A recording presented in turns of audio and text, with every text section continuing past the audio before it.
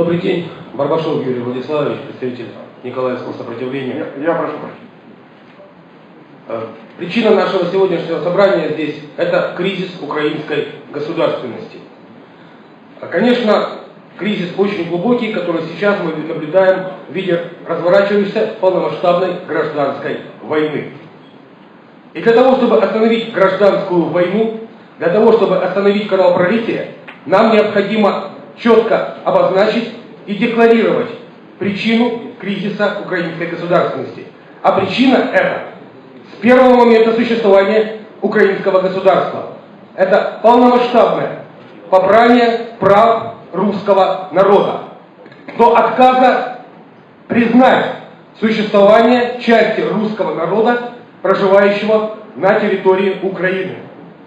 Русский народ, образовавшийся на территории, которая сейчас называется Украина, с первого момента существования украинской государственности был лишен права на имя, права на язык, права на политическое участие в государственном строительстве.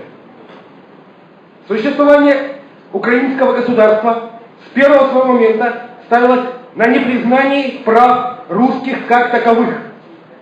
Именно с этой целью образовались понятия «украинская титульная нация». Именно с этой целью на этой земле был взрощен, вскормлен Соединенными Штатами и Европейским Союзом украинский нацизм. Именно с этой целью украинский нацизм был вооружен, приведен к власти и допущен до основной своей задачи. Полный этноцид русских, называющих себя русскими, говорящих на русском языке, по тому же сценарию, как это произошло на родине сербского народа в Косово. Люди, которые сейчас с оружием в руках защищают Донецкую и Луганскую республику, защищают весь русский народ, проживающий на Украине, причем на большей части Украины, проживающий в условиях оккупации. Поэтому кризис украинской государственности может быть преодолен только в виде полного признания, возвращения прав русского народа, в виде права на родной язык, в виде права на участие в государственном строительстве и возвращении русскому народу его исконной роли на этой земле, государствообразующей роли. Если политическое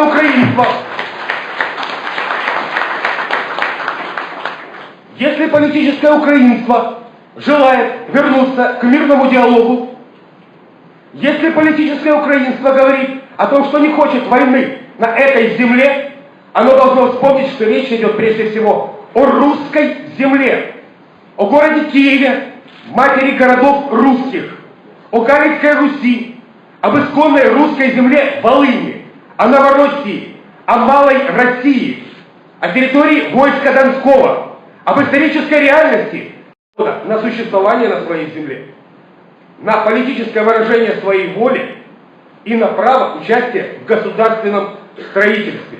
Сегодня это государственное строительство выражается в появлении государства Новороссии.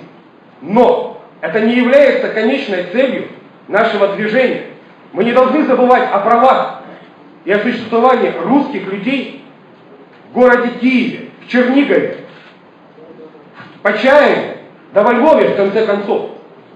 Там тоже проживает огромное количество русских людей, которые не хотят отказываться от своих прав. И наша цель не допустить геноцида русских, разворачивающихся на Западной Украине, в Восточной Польше, если так уже говорить. И если кто-то не хочет полномасштабной гражданской войны, то он должен вспомнить, каким образом русский народ появился на этих землях, каким образом он исторически отстаивал свои права оставаться на этих землях. И тот, кто не хочет ощутить на себе всю меру гнева русского народа за нападение на его родину, должен вступить в политические переговоры именно с русским народом, представителями которого, малой части которого являемся мы здесь. Спасибо.